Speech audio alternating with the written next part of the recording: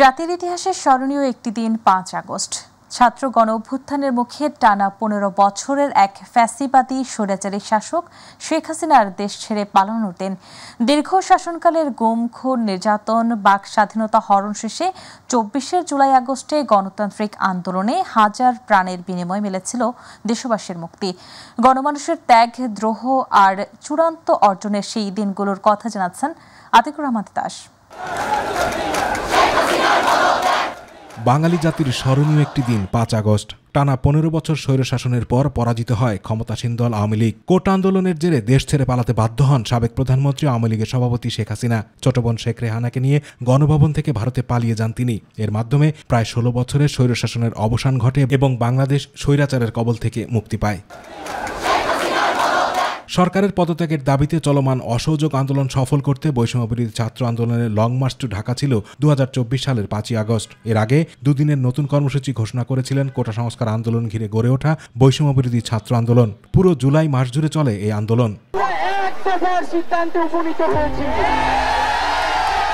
বৈষম্যবিরোধী ছাত্র আন্দোলনের সমন্বয়করা মূলত ৬ আগস্ট মার্চ টু ঢাকা কর্মসূচি ঘোষণা দিয়েছিলেন, কিন্তু ৩ ও ৪ আগস্ট আওয়ামী লীগের রাজনৈতিক শক্তি প্রদর্শনের নামে চালানো হামলায় দুদিনে ৯৩ জন ও ৬৬ জন নিহত হওয়ায় শিক্ষার্থীরা কর্মসূচির সময় এগিয়ে এনে ৫ আগস্ট নির্ধারণ করেন। আগামীকাল ৫ই আগস্ট সারা দেশের মুক্তিকামী জনতাকে ঢাকার উদ্দেশ্যে রওনা হওয়ার জন্য আমরা আহ্বান জানাচ্ছি। অবশেষে আসে সেই ঐতিহাসিক ৫ আগস্ট। ভোর থেকেই ঢাকার বিভিন্ন এলাকার ও শহরতলি থেকে লাখ লাখ মানুষ রাজধানীর শাহবাগ অভিমুখে যাত্রা শুরু করেন। ঢাকার বাইরে থেকেও হাজার হাজার মানুষ পুলিশের বাধা উপেক্ষা করে রাজধানীতে আসার চেষ্টা করেন। পরিস্থিতি তখন ছিল চরম উত্তেজনাপূর্ণ আর অস্থির। শেখ হাসিনাকে ক্ষমতা থেকে সরাতে হাজার হাজার মানুষ জীবন দেওয়ার জন্য প্রস্তুত ছিল। কোনো কিছুই তাদের থামাতে পারেনি। তারা যে কোনো নিরাপত্তা ব্যবস্থাকে পদদলিত করে শেখ হাসিনার সরকারি বাসভবন গণভবনের দিকে অগ্রসর হতে থাকে। শেষ পর্যন্ত শেখ হাসিনা উপলব্ধি করেন এটাই তার বাংলাদেশের মাটিতে শেষ মুহূর্ত, তাকে বিদায় নিতেই হবে। ৫ আগস্ট কড়াকড়ি কারফিউ উপেক্ষা করে মার্চ টু ঢাকা কর্মসূচি সফল করতে হাজার হাজার মানুষ রাজধানী ঢাকার অভিমুখে পদযাত্রা করেন। দেশ জুড়ে বিভিন্ন শ্রেণী পেশার লাখ লাখ মানুষ রাজপথে নেমে আসেন। আর সেনাপ্রধান জেনারেল ওয়াকারুজ্জামান শেখ হাসিনার পদত্যাগের খবর নিশ্চিত করার পর জনতার উল্লাসে চারদিক মুখরিত হয়ে ওঠে। সেনাবাহিনীর প্রতি আস্থা রাখেন, সশস্ত্র বাহিনীর প্রতি আস্থা রাখেন, আমি সমস্ত দায়িত্ব দিচ্ছি। সেই মুহূর্তে শেখ হাসিনার ক্ষমতার আধিপত্য এবং আওয়ামী লীগের কথিত রাজনৈতিক দুর্গ এক মুহূর্তেই ভেঙে যায়। রাজধানীর রাজপথ দখলে নেয় লাখো লাখো মানুষ। তাদের মধ্যে হাজার হাজার বিক্ষুব্ধ জনতা শেখ হাসিনার বাসভবন গণভবনে প্রবেশ করে বিজয় উদযাপন করে।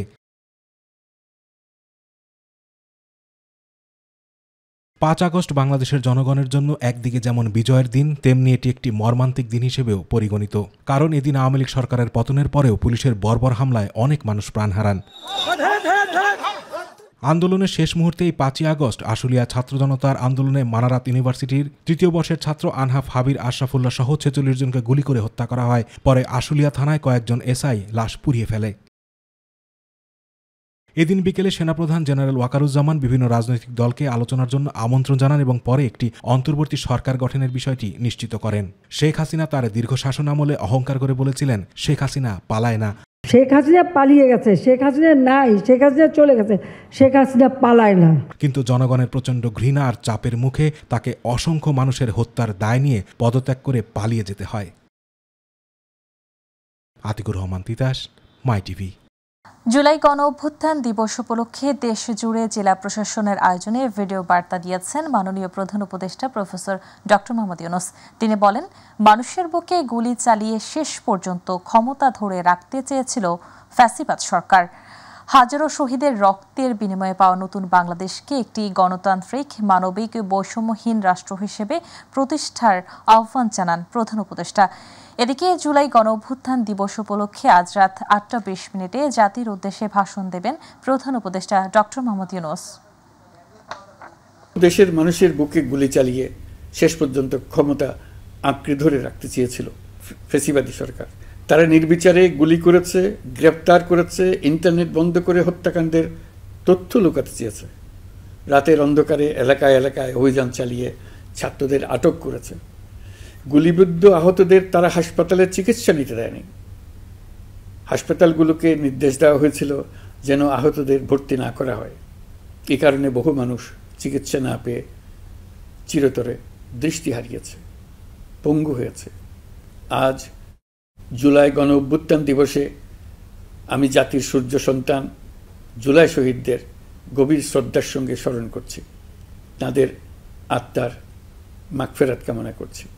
আমরা প্রতিষ্ঠা করব একটা জবাবদিহিমূলক, মানবিক, গণতান্ত্রিক এবং বৈষম্যহীন রাষ্ট্র, এমন রাষ্ট্র যা সবসময় জনকল্যাণে কাজ করবে। জুলাই শহীদদের আত্মত্যাগ আমরা বৃথা যেতে দেব না।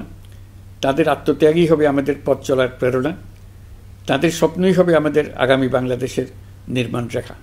আজকের এই দিনে এটাই হোক আমাদের শপথ। জুলাই গণ অভ্যুত্থান দিবস 2025 উপলক্ষে স্মারক ডাক টিকিট, উদ্বোধনী খাম ও সিলমোহর অবমুক্ত করেছেন প্রধান উপদেষ্টা প্রফেসর মোহাম্মদ ইউনূস। দুপুরে রাষ্ট্রীয় অতিথি ভবন যমুনায় ডাক টিকিট, উদ্বোধনী খাম ও সিলমোহর অবমুক্ত করেন তিনি। এ সময় উপস্থিত ছিলেন শিক্ষা উপদেষ্টা সিআর আবরার, মুক্তিযুদ্ধ বিষয়ক উপদেষ্টা ফারুকী আজম, শিল্প ও গণপূর্ত উপদেষ্টা আদিলুর রহমান খান, পরিবেশ উপদেষ্টা সৈয়দা রিজওয়ানা হাসান, প্রধান উপদেষ্টার ডাক, টেলিযোগাযোগ ও তথ্য প্রযুক্তি বিশেষ সহকারী ফয়েজ আহমেদ তৈয়ব, তথ্য ও যোগাযোগ প্রযুক্তি বিভাগের সচিব শীষ হায়দার চৌধুরী এবং ডাকু টেলিযোগাযোগ সচিব আবু নাসের খান।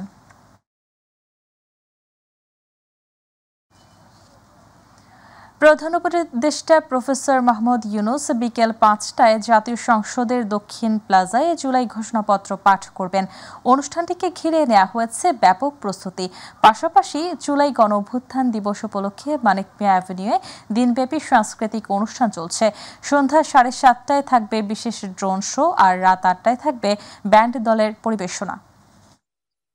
জুলাই গণ অভ্যুত্থানের প্রথম বর্ষপূর্তি উপলক্ষে জাতির উদ্দেশ্যে বক্তব্য দিয়েছেন বিএনপির ভারপ্রাপ্ত chairman Tarique Rahman.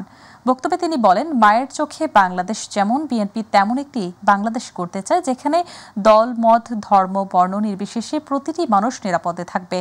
Mob violence ও নারীর প্রতি সহিংস আচরণ বন্ধের আহ্বান জানিয়ে তিনি বলেন, আগামীর প্রতিটি 5 আগস্ট হয়ে উঠুক গণতন্ত্র, সুশাসন প্রতিষ্ঠা আর মানবিক মানুষ হয়ে ওঠার অঙ্গীকারের দিন। দেশ এবং জনগণের স্বাধীনতা এবং অধিকার প্রতিষ্ঠার জন্য নিজের জীবন বিলিয়ে দিয়ে শহীদগণ আমাদেরকে ঋণী করে গেছেন। এবার শহীদদের প্রতি আমাদের ঋণ পরিশোধের পালা। শহীদ পরিবারের কাছে সমগ্র বাংলাদেশ ঋণী। দেশে জনগণের রাজনৈতিক এবং অর্থনৈতিক ক্ষমতায়ন নিশ্চিত করে সাম্য, মানবিক মর্যাদা, সামাজিক সুবিচার প্রতিষ্ঠার মাধ্যমে একটি ইনসাফ ভিত্তিক গণতান্ত্রিক মানবিক বাংলাদেশ গঠনের মাধ্যমেই আমরা শহীদদের প্রতি ঋণ পরিশোধ করতে পারি। সিনিয়র যুগ্ম মহাসচিব রুহুল কবির রিজভী বলেছেন, গণতন্ত্রের চর্চা যদি ব্যাহত হয় তবে অগণতান্ত্রিক শক্তিগুলো মাথা চাড়া দিয়ে উঠবে। সকালে নয়াপল্টনে বিএনপির কেন্দ্রীয় কার্যালয়ে জুলাই অভ্যুত্থানের বর্ষপূর্তি উপলক্ষে সংবাদ সম্মেলনে এসব কথা বলেন তিনি। এ সময় তিনি অন্তর্বর্তী সরকারকে অন্তত নির্বাচনের একটি তারিখ ঘোষণার দাবি জানান। সরকারের ভেতর থেকে এই ধরনের কাণ্ডজ্ঞানহীন উক্তি করা এটা যৌক্তিক নয়। এটা তো আমরা কি বলে ফ্যাসিবাদী আমলেই শুনেছি। অন্তর্বর্তীকালীন সরকারের ভেতর থেকে কেউ এই ধরনের মন্তব্য, কথা যেটা মানুষের চিন্তা চেতনার বিরুদ্ধে যায়, যেটা মানুষের গণতান্ত্রিক আকাঙ্ক্ষার বিরুদ্ধে যায় এবং একটা উস্কানিমূলক কোনো কিছু থাকে যার ভিতরে, এই ধরনের কথা বললে এটা বড় ধরনের খেসারত দিতে হয় জাতিকে। জুলাই সনদে সব দলের ইচ্ছা উপেক্ষা করে যেন একটি দলকে প্রাধান্য দেয়া না হয় সে আহ্বান জানিয়েছেন জামাতে ইসলামের সেক্রেটারি জেনারেল অধ্যাপক মিয়া গোলাম পরোয়ার। তিনি বলেন, যেন তেনভাবে নির্বাচন হলে দেশে আবারও বিক্ষোভ হবে। জুলাই গণ অভ্যুত্থানের প্রথম বার্ষিকী উপলক্ষে জামাতে ইসলামের আয়োজিত গণমিছিল সমাবেশে তিনি এই কথা বলেন। আর যারা পিয়ার বোঝে না তাদের রাজনীতি করার দরকার নেই বলে মন্তব্য করেন জামাতে ইসলামের আমির, নায়েবে আমির ডাক্তার আবদুল্লাহ মোহাম্মদ তাহের। আফজাল হোসেনের রিপোর্টটি দেখুন। জুলাই অভ্যুত্থানের প্রথম বার্ষিকী উপলক্ষে রাজধানীতে পৃথক গণমিছিল করেছে জামায়াতে ইসলামী। গণঅভ্যুত্থানের বর্ষপূর্তির মিছিলে যোগ দিতে ঢাকার বিভিন্ন প্রান্ত থেকে উৎসবমুখর পরিবেশে যোগ দেন দলটির নেতাকর্মীরা। পল্টনে জামাত ঢাকা মহানগরী দক্ষিণের সমাবেশে দলটির সেক্রেটারি জেনারেল অধ্যাপক মিয়া গোলাম পরোয়ার বলেন, জুলাই সনদে কোনো একটি দলের ইচ্ছার প্রতিফলন হলে দেশে বিশৃঙ্খলা সৃষ্টি হবে। কোন দলের চাপে যেন সব দলকে উপেক্ষা করে কোন একটি দলের ইচ্ছাকে যেন প্রতিফলিত করা না হয়। লক্ষ কোটি মানুষের রক্তদান এবং আকাঙ্ক্ষার প্রতিফলন যেন জুলাই ডিক্লারেশনের মধ্যে আমরা দেখতে পাই। আপনারা এটা মেনে নিন, জনগণকে আপনি সাথে পাবেন। তা না হলে যে বিশৃঙ্খলার পথ উন্মুক্ত হবে এটা আপনি ঠেকাতে পারবেন না। এ সময় দলটির অন্যান্য সিনিয়র নেতারা বক্তব্য রাখেন। বিপ্লবী চেতনা আর 24 পরবর্তী চেতনা আর 24 পরবর্তী বাংলাদেশ এক নয়, এটি মনে রাখতে হবে। অধিকাংশ মানুষই ছিল খেটে খাওয়া মজুর, শ্রমিক, চাকরিজীবী, ব্যবসায়ী, রিকশাওয়ালা। এই মানুষগুলোর কোনো বিসিএস এ পরীক্ষা দেওয়ার অ্যাম্বিশন বা আশা থেকে, রাজনৈতিক উচ্চাভিলাষিতা থেকে রাজপথে নেমে আসে নাই। এদিকে রাজধানীর মহাখালীতে গণঅভ্যুত্থানের বর্ষপূর্তিতে মিছিল করেছে জামাত ঢাকা মহানগরী উত্তর। এতে প্রধান অতিথির বক্তব্যে দলটির নায়েবে আমির ডক্টর আব্দুল্লাহ মোহাম্মদ তাহের বলেন, পিআর পদ্ধতিতেই নির্বাচন হতে হবে। প্রতিনিধিত্বমূলক নির্বাচন পিআর, এখানে কেন্দ্র দখলের সুযোগ নেই, টাকার খেলার সুযোগ নেই। প্রতিটি মানুষের ভোটের অধিকার এখানে কাউন্ট করা হবে। এক দলের সিনিয়র নেতা বলছেন পিআর কি বুঝি না। তা আমি বলেছি, আপনি যদি না বুঝেন তাহলে একদিন আমার ক্লাস করেন, আমি পড়াবো। দুটি সমাবেশে অংশ নেন দলটির হাজারো নেতাকর্মী। শিশুরা, যুবকরা। আফজাল হোসেন, মাই টিভি, ঢাকা। ইসলামী আন্দোলন বাংলাদেশের আমির মুফতি রেজাউল করিম চরমোনাই বলেছেন, ফ্যাসিস্ট পালিয়েছে, কিন্তু কিছু লোক চাঁদাবাজি ও টেন্ডারবাজিতে লিপ্ত রয়েছে, তাদের উৎখাত করতে হবে। পিআর পদ্ধতির মাধ্যমে নির্বাচন করে সুন্দর দেশ গড়ার প্রত্যাশা ব্যক্ত করেন তিনি। গণ অভ্যুত্থান দিবস উপলক্ষে আয়োজিত অনুষ্ঠানে তিনি এসব কথা বলেন। দুর্নীতিমুক্ত দেশ গড়তে পিআর পদ্ধতিতে নির্বাচন হতে হবে বলেও জানান বক্তারা।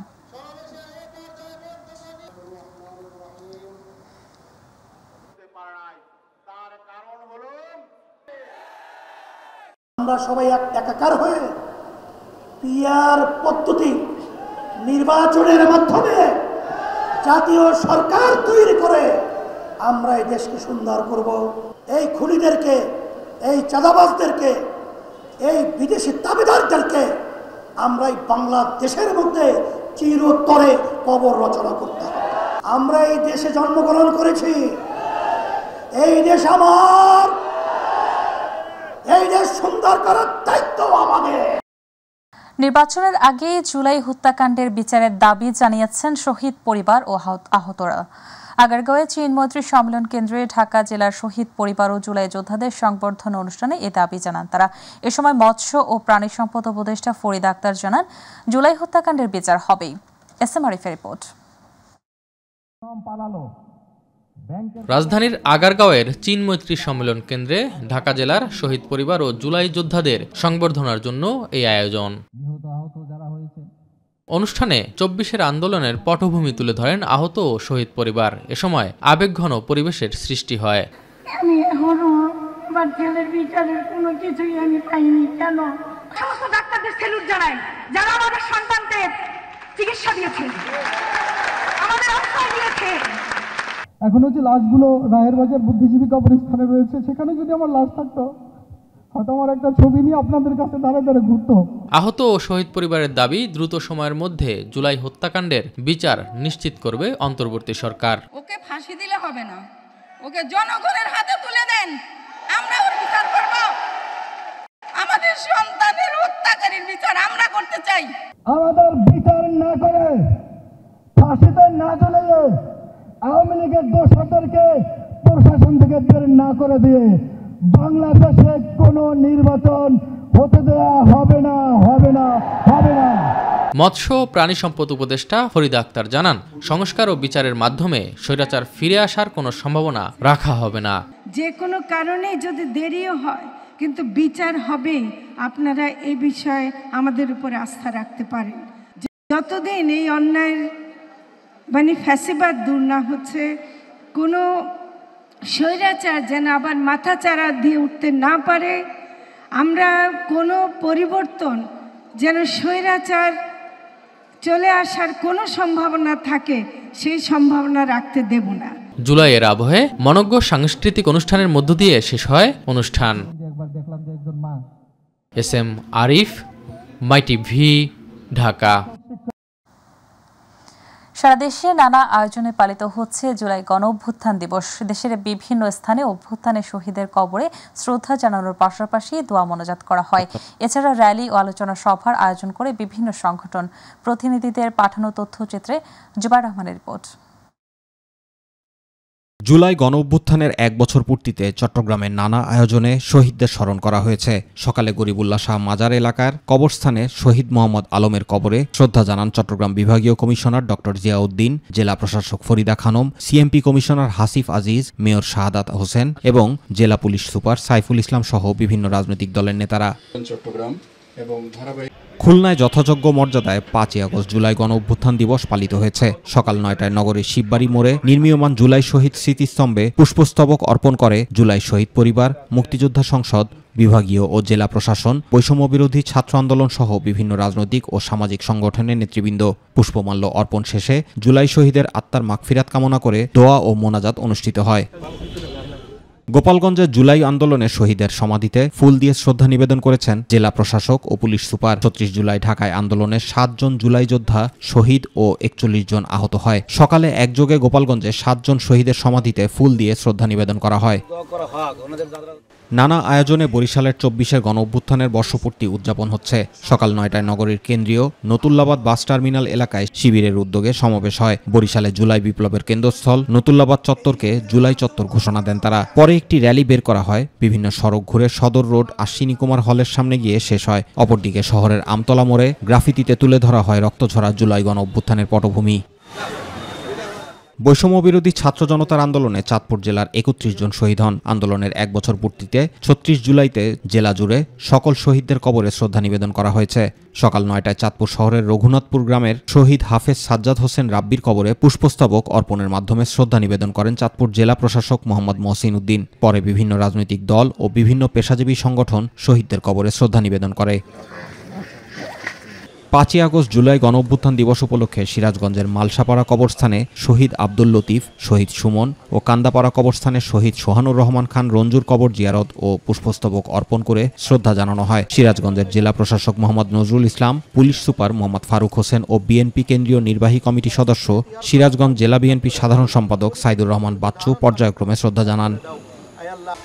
জুলাই গণঅভ্যুত্থান দিবস উপলক্ষে ঘাটাইলে শহীদ সাদিকের কবরে শ্রদ্ধাঞ্জলি জ্ঞাপন ও মোনাজাত সুষ্ঠু ও শান্তিপূর্ণ পরিবেশে সকলের অংশগ্রহণে সম্পন্ন হয়েছে। সকাল ৭টায় ঘাটাইল উপজেলার সাগরদিঘি ইউনিয়ন করিমগঞ্জ শহীদ সাদিকের কবরে শ্রদ্ধাঞ্জলি ও মোনাজাত অনুষ্ঠিত হয়। এ সময় ঘাটাইল উপজেলা নির্বাহী অফিসার মোহাম্মদ আবু সাইদ ও শহীদ পরিবারের সদস্যরা উপস্থিত ছিলেন। পটুয়াখালীর বাউফলে জুলাই আগস্টে নিহত নবীন তালুকদারের কবরে শ্রদ্ধা নিবেদন করেছে বাউফল উপজেলা প্রশাসন। সকাল ৯টায় ৩৬ জুলাই দিবসটি উপলক্ষে এ শ্রদ্ধা জানান উপজেলা নির্বাহী অফিসার আমিনুল ইসলাম। শ্রদ্ধা নিবেদনের সময় ইউএনও নিহত নবীন তালুকদারের বাড়ি যাওয়ার সড়কটি শহীদ নবীন তালুকদারের নামে করা হবে বলে ঘোষণা দেন। দেখলাম যে কানেক্টিং যে রাস্তার একটু বেহাল দশা, আমরা এটা উপজেলা প্রশাসনের পক্ষ থেকে আমরা একটা স্কিম নিয়ে আমরা দ্রুতই করে দেওয়ার ব্যবস্থা করব।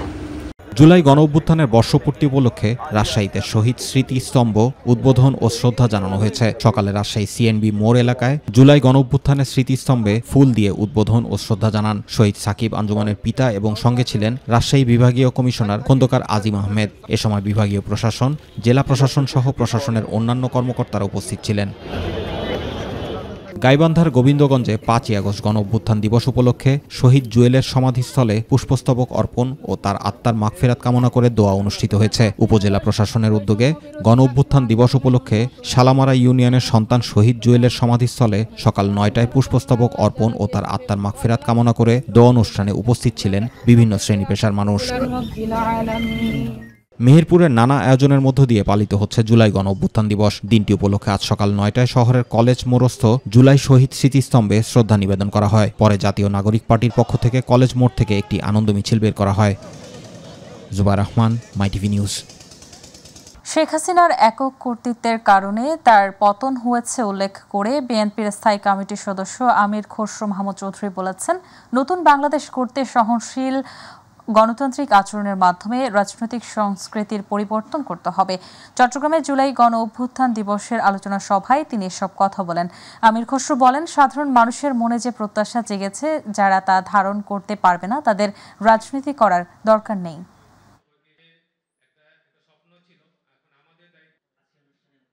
রাজনীতিবিদরাও যদি মনে না করে তার নির্বাচিত হওয়ার পরে সে রাজা মহারাজা হয়ে গেছে, সে বাংলাদেশের মালিক হয়ে গেছে শেখ হাসিনার মতো, তাহলে কিন্তু সমস্যা আছে।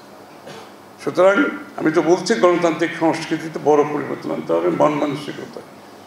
যারা সেবার উদ্দেশ্য নিয়ে রাজনীতি করবে তাদের করা উচিত, বাকিদের রাজনীতি করা উচিত। মানুষের সাথে যারা থাকতে পারবে তাদের রাজনীতি করা উচিত। ইসলামী ছাত্র শিবিরের উদ্যোগে গণ অভ্যুত্থানের বর্ষপূর্তি উপলক্ষে জুলাই জাগরণ নব জমে বিনির্মাণ শীর্ষক র্যালি করে ইসলামী ছাত্র শিবির পরে শাহবাগে আয়োজিত সমাবেশে শিবিরের নেতারা বলেন, স্বাধীনতার 1 বছরেও ফ্যাসিবাদী উপাদানগুলো এখনও রাষ্ট্রের প্রত্যেকটি প্রতিষ্ঠানে রয়ে গেছে। এখনও পর্যন্ত পুলিশের পর্যাপ্ত সংস্কার হয়নি বলেও জানান তারা। র্যালিটি কেন্দ্রীয় শহীদ মিনার থেকে শুরু হয়ে ঢাকা বিশ্ববিদ্যালয় প্রদক্ষিণ করে শাহবাগে এসে শেষ হয়। আজকে যে গণহত্যার বিচারের কথা শহীদ পরিবারগুলো বারবার বলছে, তারা আত্মনাদ করছে, তাদের সন্তানের বিচার চায়, কিন্তু এখনো পর্যন্ত আপনারা দৃশ্যমান কোনো অগ্রগতি দেখাতে পারেন নাই। 1 বছর পর যে হত্যাকাণ্ডগুলো আমরা চাক্ষুষ প্রমাণ রয়েছি, যে রক্তের দাগগুলো এখনো দগদগে আমাদের চোখের সামনে ভাসছে, এখনো প্রত্যেক ভিডিওগুলোতে আমরা দেখছি কারা খুন করছে, কারা হত্যা করছে, কারা গুলি করছে। অথচ 1 বছর পর আপনি একজন হত্যাকারীর বিচার করতে পারলেন না। আপনার কিসের বিপ্লবী সরকার, কিসের রক্তের সরকার? আপনারা একটা ধীরগতি এবং অলস সরকার। সোমবার দিনভর ইসরায়েলি বিমান বাহিনীর গোলাবর্ষণে ফিলিস্তিনের গাজার উপত্যকায় নিহত হয়েছেন অন্তত 94 জন এবং আহত হয়েছেন আরও অন্তত 439 জন। এদিন সন্ধ্যার পর থেকে এক বিবৃতিতে এ তথ্য জানিয়েছে গাজার স্বাস্থ্য মন্ত্রণালয়। 2023 সালের অক্টোবর থেকে গাজায় অভিযান শুরু করে আইডিএফ। মন্ত্রণালয়ের তথ্য অনুযায়ী বুধবারের পর ইসরায়েলি বাহিনীর অভিযানে গাজায় মোট নিহতের সংখ্যা পৌঁছেছে 60,933 জনে। এদের পাশাপাশি আহত হয়েছেন আরও 1,50,027 জন ফিলিস্তিনি। দখলদার বাহিনীর বোমার শিকারদের অনেকেই ধ্বংসস্তূপের তলায় আটকে পড়ে আছেন। প্রয়োজনীয় সরঞ্জাম ও লোকবলের অভাবে তাদের উদ্ধার করা সম্ভব হচ্ছে না, সোমবারের বিবৃতিতে বলেছে স্বাস্থ্য মন্ত্রণালয়। বিবৃতিতে আরও বলা হয়েছে, ত্রাণের খাবার নিতে আসা ফিলিস্তিনিদের ওপর হামলা করছে ইসরায়েলি বাহিনী।